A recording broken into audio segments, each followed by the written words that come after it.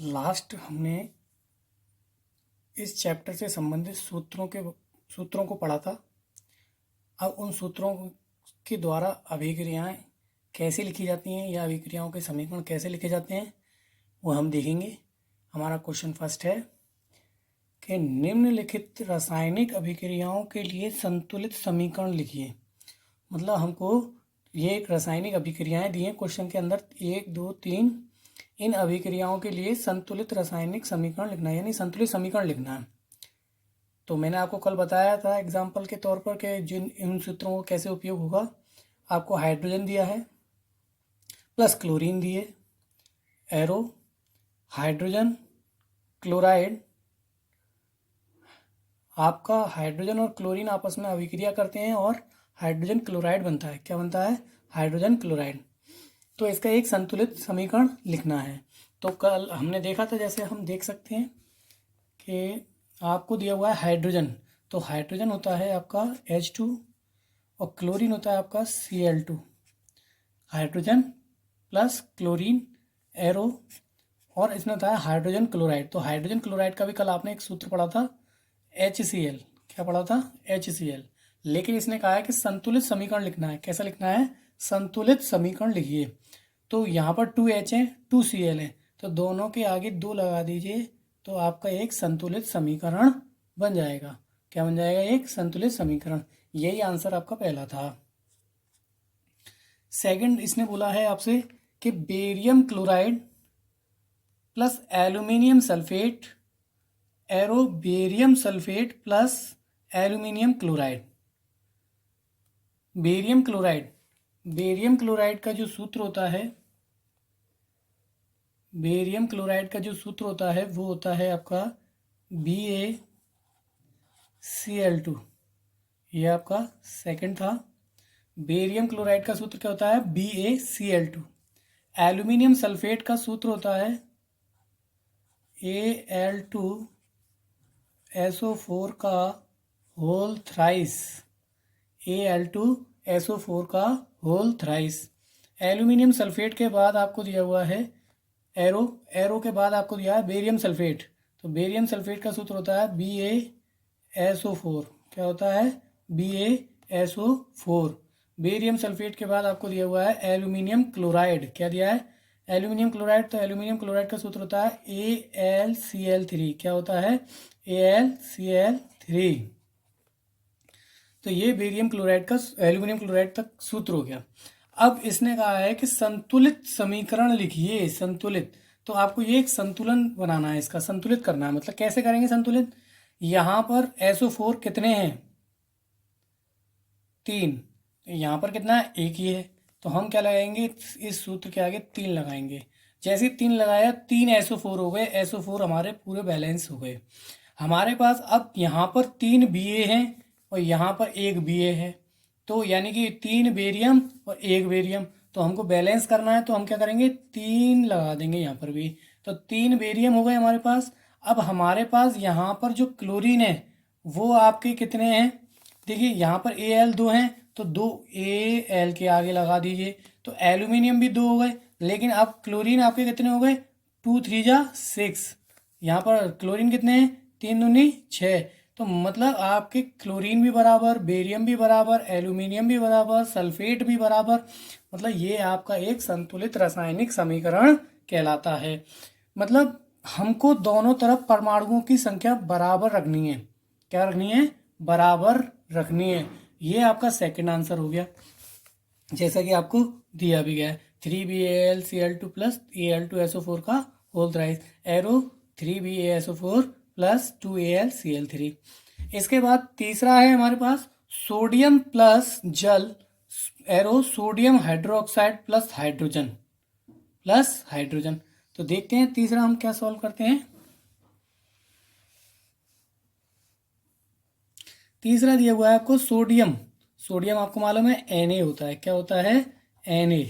Sodium Na होता है plus जल मतलब H2O। जल क्या है? H2O। एरो सोडियम हाइड्रोक्साइड, तो आपको मालूम है सोडियम हाइड्रोक्साइड का सूत्र कल बताया था NaOH। क्या होता है? NaOH प्लस हाइड्रोजन, तो हाइड्रोजन आपको मालूम है कल बताया था H2। अब इसको बैलेंस करना है, क्या करना है, इसको संतुलित करना है। कैसे संतुलित करेंगे तो देखते हैं हम। हमारे पास यहाँ पर Na एक है, एक Na है, लेकिन O एक है, O एक है, लेकिन H हमारे बैलेंस नहीं हो रहे। H दो हैं, यहाँ पर भी दो हैं, और एक ये तीन हो गए। इस तरफ कितने हैं एरो के बाद, एक और दो तीन, यहाँ पे एरो से पहले कितने हैं, दो। तो हमको बैलेंस करना है। हम कैसे बैलेंस करेंगे कि हमको सब चीज़ बराबर हो जाए। तो हम इसके आगे 2 लगाएंगे, 2 दूनी 4, 2 ये रहे, 2 ये रहे, कितने हो गए टोटल, H 4 हो गए। H जब 4 हो चुके हैं, O कितने हैं, देखो 2 O ये रहे और 2 O ये रहे, तो O भी बैलेंस हो चुका है। सोडियम कितने हैं, 2, तो सोडियम को भी हम बैलेंस करेंगे तो लगाएंगे 2। तो सब चीज़ अब हमारी संतुलित हो चुकी है। हमारा कहने का मतलब है कभी भी किसी भी चीज़ को हम बैलेंस करेंगे तो आगे संख्या जोड़ी जाती है, ना कि हम नीचे जोड़ के उसको बैलेंस कर दें।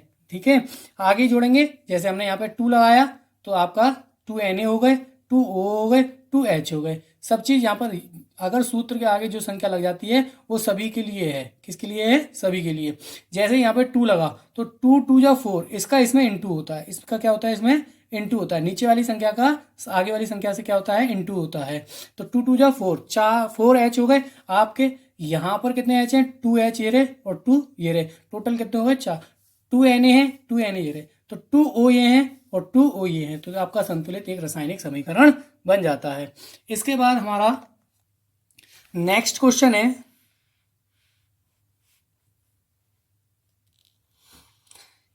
कि निम्नलिखित अभिक्रियाओं के लिए उनकी अवस्था आप जानते हैं अवस्था क्या होती है। अवस्था वो है जैसे कोई फॉर्म लिक्विड में है, लिक्विड, सॉलिड और आपका गैस और आपका एक्वा। तो इनको हिंदी में कहते हैं द्रव, ठोस और गैस, और आपका ये होता क्या है, जलीय। क्या होता है ये, जलीय। और एक चीज़ और आती है, ये जो निशान आपका दिखाता है वो अवक्षेप का दिखाता है। किसका दिखाता है, अवक्षेप, यानी कि आपका एक लेई जैसा पदार्थ जो नीचे बैठ जाता है। क्या होता है, गाढ़ा होता है, इसीलिए नीचे बैठ जाता है। कोई भी गाढ़ा पदार्थ वो इस एरो के द्वारा दर्शाया जाएगा और वो नीचे बैठ जाएगा, वो उसे अवक्षेप कहेंगे। क्या कहेंगे, उसे अवक्षेप। ठीक है, आगे देखते हैं। यही उन्हें कहा क्वेश्चन के अंदर कि उनकी अवस्था के संकेतों के साथ, मतलब ये संकेत हमें देने हैं। कौन कौन से संकेत देने हैं, ये संकेत हमको देने हैं। द्रव का संकेत होता है L, ठीक, ठोस का संकेत होता है S, और गैस का संकेत होता है G, और जलीय का संकेत होता है AQ, एक्वा, और आपका अवक्षेप का संकेत होता है एरो। मतलब ये संकेत हमको देने हैं इन समीकरणों के अंदर। संकेतों के साथ संतुलित रासायनिक समीकरण लिखिए। मतलब संतुलित समीकरण अभी हमने लास्ट में देखे थे, लास्ट जो क्वेश्चन था हमारा उसके अंदर कि संतुलित कैसे करते हैं। लेकिन संतुलित समीकरण के साथ हमें संकेत भी लिखने हैं उनके अवस्था के। अगर वो सॉलिड है तो सॉलिड S लिखना है उसके साथ। कैसे, देखते हैं। पहला क्वेश्चन, पहला दिया हुआ है इसके अंदर, जल में, जब जल में बोल रहा है तो इसका मतलब है कि कोई भी चीज जल में घोली जा रही है तो जलीय विलयन हो गया उसका। क्या हो गया, वो एक जलीय। और आपको अभी मैंने बताया कि जलीय के लिए क्या यूज करते हैं, AQ। क्या यूज करते हैं, AQ, एक्वा। जैसे एक्वा बोलते हैं, क्या बोलते हैं, एक्वा। तो ये आपका क्या है, जलीय। तो AQ यूज करेंगे। क्या यूज करेंगे, AQ। तो जल में बेरियम क्लोराइड, क्या, जल में बेरियम क्लोराइड।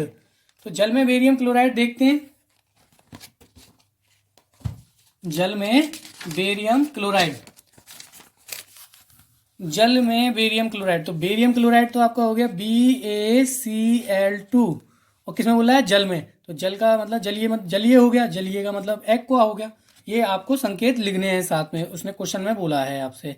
फिर जल में बेरियम क्लोराइड तथा का मतलब हो गया प्लस सोडियम सल्फेट के।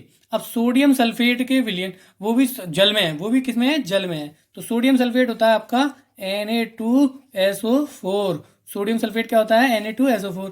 ये भी जली में है तो ये भी जलीय हो गया।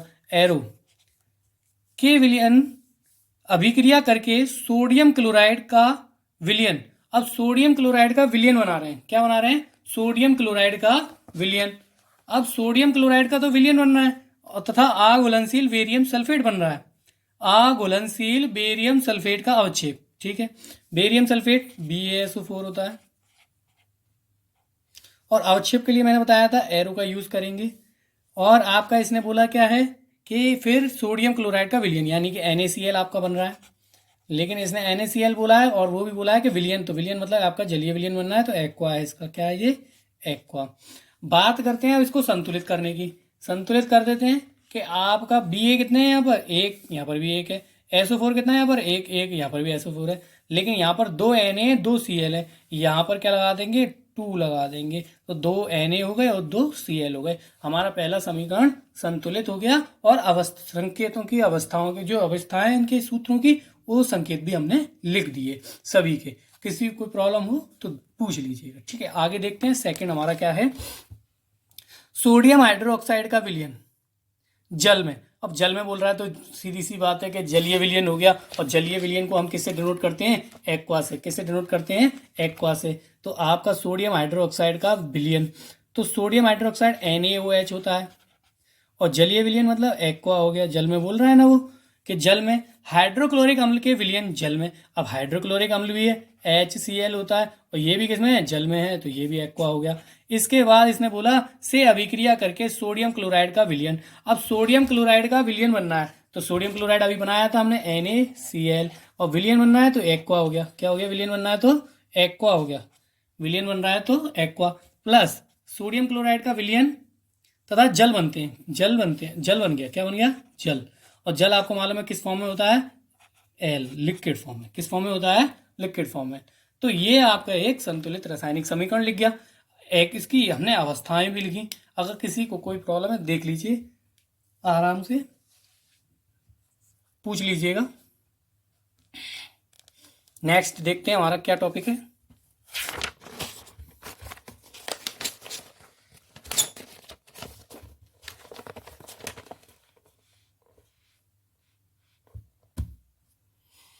निम्नलिखित अभिक्रियाओं के लिए संतुलित रासायनिक समीकरण लिखिए। अब वही संतुलित रासायनिक समीकरण लिखने हैं निम्नलिखित अभिक्रियाओं के लिए। तो पहला दिया हुआ है आपको कैल्शियम हाइड्रोक्साइड। तो कैल्शियम हाइड्रोक्साइड, इसमें आपको अवस्था नहीं लिखनी है, अवस्थाओं के संकेत नहीं लिखने हैं, सिर्फ क्वेश्चन में जो पूछा जा रहा है वही लिखने हैं। क्वेश्चन में पूछा जा रहा है पहले क्या आपसे कि कैल्शियम हाइड्रोक्साइड। तो कैल्शियम हाइड्रोक्साइड जो होता है आपका क्या होता है? कल मैंने बताया था आपको, CaOH का whole twice plus carbon dioxide CO2 होता है। कार्बन डाइऑक्साइड क्या होता है? CO2 होता है।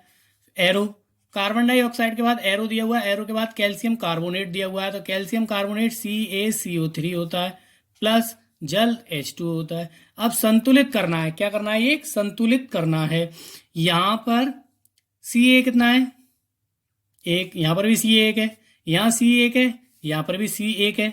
यहां पर H कितने हैं? 2, यहां पर कितने हैं? H 2, यहां पर O कितने हैं? 2 और 2 4, तो यहां पर कितने हैं? 3 और 1 4। तो ये खुद संतुलित रासायनिक समीकरण है, हमें इसे संतुलित नहीं करना। संतुलित अपने आप ही पहले से ही है, ठीक है, स्वतः संतुलित है।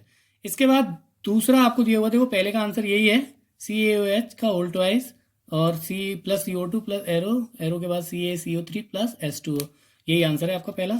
दूसरा आपको दिया हुआ है zinc plus silver nitrate. Zinc का सूत्र होता है, मैंने कल बताया था आपको, Zn। क्या होता है? Zn plus silver nitrate AgNO3 होता है। क्या होता है? AgNO3। एरो जिंक नाइट्रेट, तो ZnNO3 का होल ट्वाइस, NO3 का होल ट्वाइस।